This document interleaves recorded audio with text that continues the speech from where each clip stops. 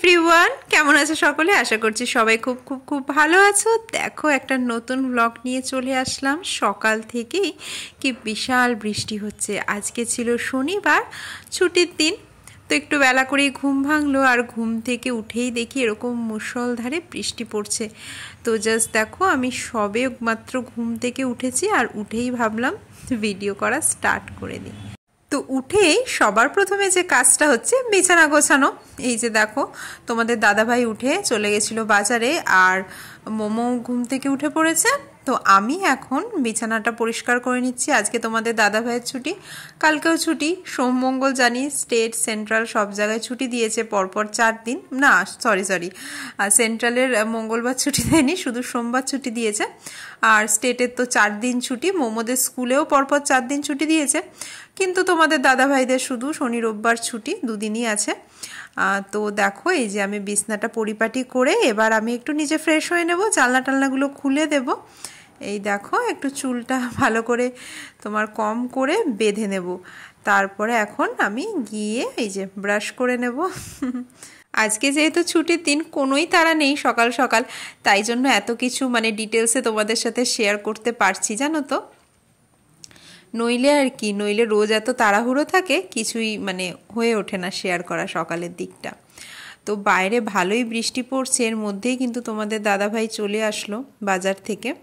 ও একটু আগেই উঠেছিল, উঠেই চলে গেছিলো বাজারে। তো এখন মুখটা একটু ক্লিন আপ করে নেব ফেস ওয়াশ দিয়ে। এই দেখো, এটা আমি ইদানিং ইউজ করছি। আমাকে ডক্টর প্রেসক্রাইব করেছে। এই মুখে এত একনে উঠছে না, বলেছে এখন মুখে অন্য কিছু মাখতে না। তাও 2 দিন একটু বেরিয়েছিলাম, মেকআপ প্রোডাক্ট ইউজ করা হয়ে গেছে। বাড়িতে থাকলে সচরাচর সামনাসামনি কোথাও গেলে মেকআপ ইউজ না করার চেষ্টা করি। কোথাও তোমার একটু ভালো জায়গায় সেজে গুজে গেলে তখনই ইউজ করি আর কি। তো বাড়ির থেকে কোথাও বেরোতে না হলে এই ওয়েদারটা কিন্তু আমার বেশ ভালো লাগে। আর সেরকম কোনো বাইরে কাজবাজ না থাকলে বাড়িতে বসে এমন ঠান্ডা ঠান্ডা ওয়েদার সত্যি খুব ভালো। আমার গরম একদমই আমার ভালো লাগে না। তো আমাদের এখানে উইন্টার তো খুব বেশি সময়ের জন্য থাকে না, তো এই বর্ষাকালটাও বেশ ভালোই ওয়েদারটা থাকে। আর দেখো, আমি সিঁদুর পরে নিলাম, কারণ ফেস ক্লিন করতে গিয়ে সিঁদুরটা প্রায় মুছেই গেছিলো, তাই জন্য একটু সিঁদুর লাগিয়ে নিলাম। তোমাদের দাদাভাই এদিকে ব্রেকফাস্টে খাচ্ছে লুচি, সাথে পনির সয়াবিনের তরকারি আর ছোলার ডাল। আর মোমো দেখো এখানে পনির ভাজা খাচ্ছে। এই যে রোশনাই এসছে, ও কালকে রাতে ছিল, আজকে থেকে আজকে বিকেলের দিকে বাড়ি চলে যাবে। ওদের বাড়ি আমাদের বাড়ির পাশেই, মাঝে মাঝে ছুটির দিনে চলে আসে। তো এই দেখো, খাতা পেন সব কিছু নিয়ে এসছে। আর এই সিজনেও দেখো অরেঞ্জ, আগের দিন মোমো দাদুর কাছে অরেঞ্জ খাবে বলেছিল, তাই জন্য দাদু কোথা থেকে জানি না খুঁজে নিয়ে এসছে। আর বেশ ভালোই মিষ্টি ছিল, নইলে কিন্তু মোমো খেত না। তো আজকে দেখো সকালের টিফিনে আছে পনির সয়াবিন দিয়ে একটা তরকারি, আর এদিকে ছোলার ডাল পনির সয়াবিন এখন একসাথেই করা হয়। কেন বলো তো, তোমাদের দাদাভাই পনির খেতে চায় না, তো ওই তরকারিটা সয়াবিন থাকলে সয়াবিনটা খেয়ে নেয়। তো আমার লুচিটা দেখো মা ভেজে কিন্তু হটপটের মধ্যে রেখে দিয়েছে। আমি এখন খাবো না, খাবো একটু পরে, কারণ ইদানিং ভাবছি রেগুলার তো তোমার ইয়োগাতে যাওয়া হয় না, সপ্তাহে এমনি 4 দিন থাকে, তার ওপর এটা ওটা কাজ পড়ে যায়। মোমোদের স্কুলে যেতে হয়, অনেক সময় টাইমিংটা এদিক ওদিক চেঞ্জ হয়ে যায়, তো অনেক মিস যাচ্ছিলো জানো তো। আর দেখো না কত রকম প্রবলেম হচ্ছে, আমার মুখে একনে হয়ে যাচ্ছে, তাই না? এগুলো তো হরমোনাল ইস্যুর থেকেই হয়, নইলে এই বয়সে তো নর্মালি একনে হয় না, তাই না? তো ভাবলাম যে না, এবার একটু নিজের প্রতি একটু ভাবতে হবে। শুধু ওখানে গিয়ে করলেই তো আর হবে না। ওখানে গিয়ে যদি সপ্তাহে 4 দিন করা যায় তাহলে তো খুবই ভালো, কিন্তু আমার যখন এত রকম প্রবলেম হচ্ছে, তাই ভাবলাম যে বাড়িতেও এবার নিয়ম করে করব। আর তাই দেখো, সকালবেলা ঘুম থেকে উঠে আগে আমি খাওয়া দাওয়া করলাম না, ওরা খাওয়া দাওয়া করুক, আমি ভাবলাম আগে যোগব্যায়ামটা করে নিই, তারপরে কিন্তু খাওয়া দাওয়া করব। তো প্রথমেই আমি ব্রিদিং এক্সারসাইজ দিয়ে শুরু করে নিলাম, তারপরে বিভিন্ন রকম যোগব্যায়াম, ফ্রি হ্যান্ড এক্সারসাইজ সব কিছুই কিন্তু করব। এখন যেহেতু পুজো আসছে, তো ওখানে একটু তোমার ফ্রি হ্যান্ডের ওপর বেশি যোগ দেওয়া হয়।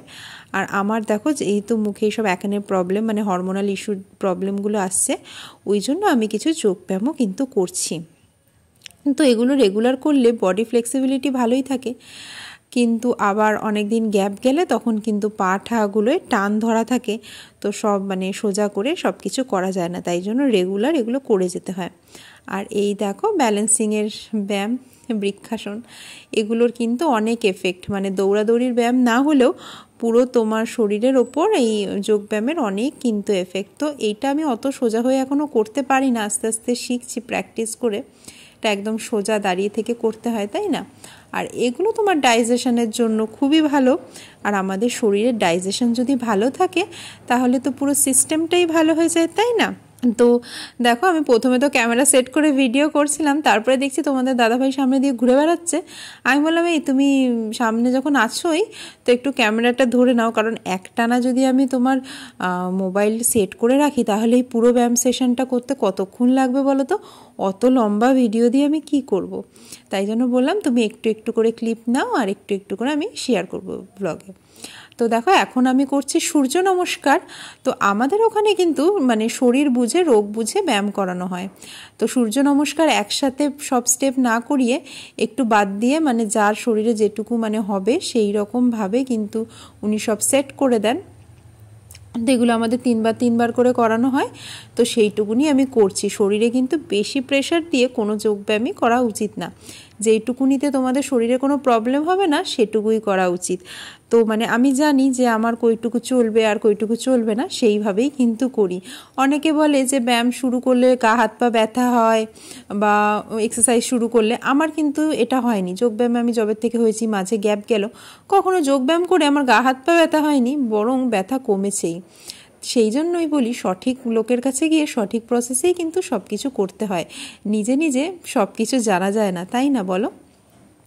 তো দেখো আমি এখন ব্রেকফাস্টটা খেয়ে নিচ্ছি। ব্রেকফাস্টে ছিল লুচি, আর 4টে লুচি নিয়েছি আর তরকারি। তো দেখো কাল সারা রাত থেকে বৃষ্টি পড়েছে, এখনও বৃষ্টি পড়ছে।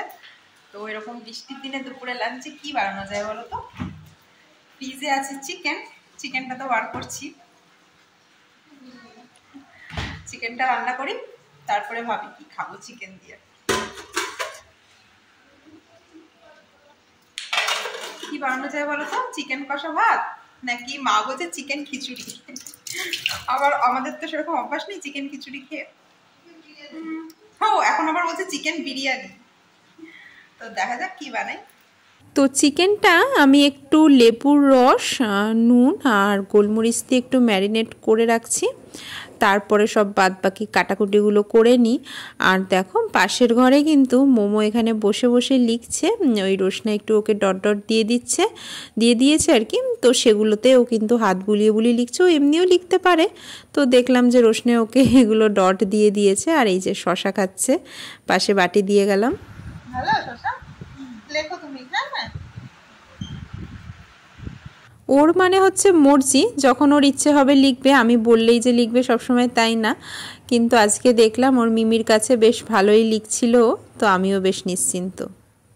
তো লুচি ভাজার সাদা তেল তো ছিলই, তার মধ্যে দেখো সর্ষের তেল মিক্স করে নিলাম, নইলে ওই তেলটা কি করতাম, তাই না? তো আলুটা এবার মাখিয়ে নিই নুন হলুদ দিয়ে। আলুগুলো একটু ছোট ছোট করেই কেটেছিলাম, তো ভালো করে ভেজে আমি তুলে রাখবো, তারপরে মাংসটা কিন্তু কষাবো পেঁয়াজ দিয়ে। দেখো আলুর থালাটা আবার সঙ্গে সঙ্গে ধুয়ে রেখে দিলাম, আমাদের কিন্তু মানে বাসন মাজার যে কাকিমা আসে 3 দিন ধরে আসছে না।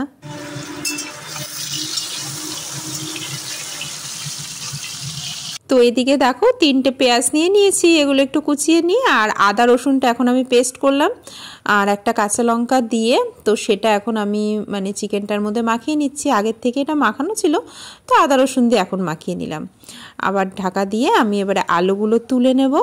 দেখো আলু তুলে এদিকে সাইডে আমি আবার পেঁয়াজটাও কিন্তু কেটে নিচ্ছি সাথেই।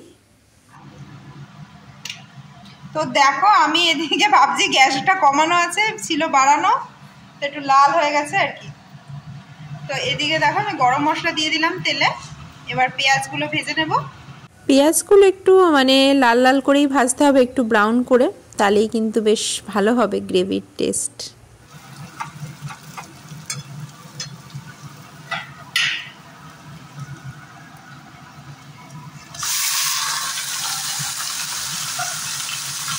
তো দেখো চিকেনটা পেঁয়াজে দিচ্ছি, এখন এটা বাড়িয়ে বাড়িয়ে কষাবো, কিন্তু এখনো মশলাপাতি বাকি কিছুই দিইনি। আর দেখো চালটাও বার করে নিয়েছি, এই যে দেরাদুন রাইস বার করলাম, একদম লম্বা লম্বা চাল। এটা দিয়ে বিরিয়ানি খুব ভালো হয়, কিন্তু ভাবছি বিরিয়ানি করব না, আবার মোমো বিরিয়ানি খেতে চায় না, তাই ভাবলাম যে আজকে তাহলে ফ্রাইড রাইসই করি।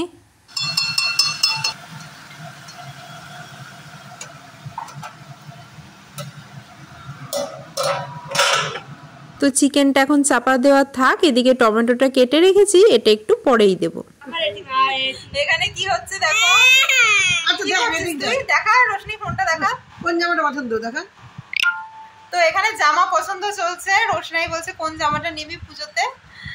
তো দেখো ফোনে দেখাচ্ছে ওর মাসি ওকে যে ওর কোনটা পছন্দ, দেখা কোন জামাটা পছন্দ করেছে।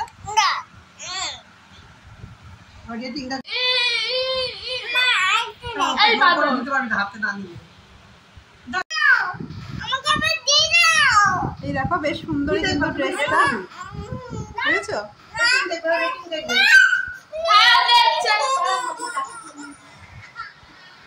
তো এই ড্রেসটাও পছন্দ করেছে, মিমির কাছে বলছে এইটা তাহলে নেবো পুজোতে। তো দেখো এখন ধনের গুঁড়ো, জিরের গুঁড়ো, তারপরে কাশ্মীরি লঙ্কার গুঁড়ো সব দিলাম। চিকেন থেকে জল এসছে, সেই জলেই কিন্তু মাংসটা সেদ্ধ হবে। আর টমেটোগুলো এখন দিয়ে দেবো, দিয়ে আবার চাপা দিয়ে রাখবো। আলুটা নরম হয়ে গেলে আলুটা তুলে রাখবো। আর মাংস এরকম মানে স্লো ফ্লেমেই কিন্তু আমি করবো চাপা দিয়ে দিয়ে, তাহলে টেস্টটা অনেকটা ভালো আসবে। চলো এবার টমেটোগুলো দিয়ে দিই।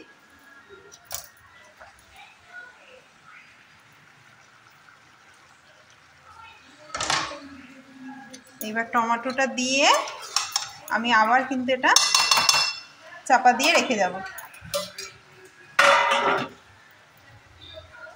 তো এইদিকে চিকেনটা হচ্ছে, আর সাইডে হাঁড়িতে আমি জল বসিয়ে দিয়েছিলাম, জলটা ফুটে গেছে, তেজপাতা একটু দিয়ে দিয়েছি, আর তারপরে চালটাও দিয়ে দিলাম, চালটা ধুয়ে রেখেছিলাম। তো আবার একটু নুনও দিয়ে দিলাম, তাহলে আর পরে ফ্রাইড রাইসে নুন মেশাতে হবে না। তো সবজিগুলো সব কাটাকাটি করে নিয়েছি, এদিকে রসুন কুচি, গাজর, বরবটি, পেঁয়াজ, টমেটো, বিনস ছিল না, তো বরবটি দিচ্ছি আমি। তো দেখো চিকেনটা কিন্তু হয়ে এসছে, আমি একটু জল গরম করে দিয়ে দিলাম, ভালো করে ফুটে একটু গ্রেভি হবে, তাই না? আলুগুলো তুলে রেখেছি, নইলে আবার বেশি নরম হয়ে যেত। তো দেখো প্রথমে কড়াইতে তেলে আমি কিন্তু এই যে রসুন কুচিটা দিয়ে দিলাম, এটা আগে ভালো করে একটু ফ্রাই করে নেব। রসুন কুচির ফ্লেভার কিন্তু ফ্রাইড রাইসে খুব ভালো লাগে, যদি মানে বোনলেস চিকেন থাকতো আমি ভাবছিলাম দেবো ফ্রাইড রাইসে, কিন্তু নেই। তো যাই হোক আমি ভাবলাম ডিম দেবো তাহলে, তাই জন্য একটু টমেটো আর পেঁয়াজও কেটে নিয়েছি। তো পেঁয়াজটা আগে নাড়াচাড়া করে গাজর আর সবজিগুলো দিয়ে দিলাম। চিকেনে কিন্তু আমি এদিকে দেখো একটু গরম মশলার গুঁড়ো, একটু কাসুরি মেথি দিয়ে আমি এটা বন্ধ করে রেখে দিলাম। তো এই দেখো এই সবজিটা আমি চাপা দিয়ে রেখেছিলাম, বড় কড়াইটা বার করে নিয়েছি, এটা সাধারণত বক্সে তোলাই থাকে। খুব বেশি পরিমাণে ফ্রাইড রাইস, পোলাও এইসব বানানো হলে বা অনেক সময় মাটন অনেক পরিমাণে থাকলে এই কড়াইটা কিন্তু বার করা হয়। এটা তোমার ননস্টিক কড়াই, আর অনেকটা পরিমাণ বিরিয়ানি বলো, ফ্রাইড রাইস এইসব হয়ে যায়। এমনি নর্মালি ফ্রাইড রাইস আমরা তোমার মিশিয়ে মিক্স করেই করি, কড়াইতে নাড়া হয় না, কারণ অনেকটা পরিমাণ হলে তখন হাঁড়ির মধ্যে শুধু মানে সবজিগুলো ভেজে যেরকম বাঙালিভাবে ফ্রাইড রাইস রান্না হয় আর কি। কিন্তু আজকে মনে হলো যে না, কড়াইতে ভেজে ডিম টিম দিয়ে করি, তাই জন্য এই বড় কড়াইটা বার করেছি, এটাই কিন্তু হয়ে যাবে পুরো ফ্রাইড রাইসটা, অনেকটাই বড় সাইজে। তো দেখো চিকেনটা কি সুন্দর কালার এসছে বলো, ওই রান্নার পর একটুখানি কিন্তু কড়াইতে চাপা দিয়ে রাখলেই এরকম সুন্দর একটা কালার চলে আসে। আর মানে মাংসটা কষাতেও হবে তার জন্য ভালো মতো। তো 4টে ডিম নিয়েছিলাম, দুভাগে ভাজছি, একবারে দিলে তো বেশি হবে না। তো ডিমটা ভেজে আস্তে আস্তে দেখো আমি চালটা একটু ছড়িয়ে ছড়িয়ে দিচ্ছি, একটু আবার দলা পেকে গেছিলো, তো আমি একটু ছড়িয়ে ছড়িয়ে দেবো, হালকা হাতে নাড়বো। ওই জন্য আমি দেখো ঝাঁঝরি নিয়েছি, তাহলে আমার এটা মিক্স করতে আর কি সুবিধা হবে। একটু গোলমরিচ, গরম মশলার গুঁড়ো, তারপরে ঘি দিলাম, চিনি দিয়েছি, নুন এক্সট্রা দিতে হয়নি জানো তো, আমি মানে চাল সেদ্ধর সময় এতগুলো নুন দিয়ে দিয়েছিলাম, যার জন্য আর এক্সট্রা নুন দিতে হয়নি। লাস্টে তারপরে আবার গোলাপ জলও দিয়েছিলাম। তো বেশ ভালো হয়েছিল ফ্রাইড রাইসটা, দেখো একদম ঝরঝরে কি সুন্দর। তো আমার রান্নাবান্না কমপ্লিট, এবার আমি যাব স্নান করতে। বাইরে এখনও বৃষ্টি হয়ে যাচ্ছে, আর আমি আমলকি খেয়ে নিচ্ছি, একটা কাঁচা আমলকি। ভিটামিন সির কিন্তু খুব ভালো সোর্স, আর আজকেই যেহেতু একদম ফ্রেশ, তো ফ্রিজের থাকা আমলকি খেতে অত ভালো লাগে না, কিন্তু ফ্রেশটা খেতে কিন্তু বেশ লাগে। তো দেখো স্নান সেরে আমি চলে আসলাম পুজো করতে। তো খেয়ে দিয়ে ভাবছি একটু বেরোবো শপিং করতে। শপিংয়ের ব্লগটা অলরেডি তোমাদের সাথে শেয়ার করা হয়ে গেছে, ওটা কিন্তু আগেই করে দিয়েছি কাল।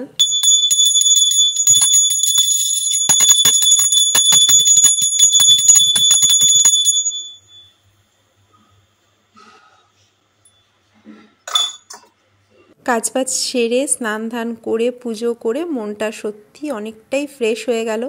তারপরে আজকের ওয়েদারটাও এতটা সুন্দর। চলো ঠাকুর ঘরের ব্যালকনি থেকে তোমাদের বাইরেটা দেখাই। দেখো এত বৃষ্টি হয়েছে, আমাদের রাস্তার সামনেও জল জমেছে। এমনি রাস্তায় জল জমে না, কিন্তু রাস্তার যা হাল, গর্ত হয়ে গেছে, তাই জন্য দেখো আমাদের বাড়ির সামনেও কিন্তু জল জমে গেছে। তাহলে যেই সব রাস্তায় জল জমে বন্যা হয় তাদের কি অবস্থা বলো তো। তো দেখলেই বাইরে এখনো বৃষ্টি হয়েই চলেছে, সেই কাল রাত থেকে শুরু হয়েছে, সারা রাত বৃষ্টি হয়েছে, আজকেও হচ্ছে।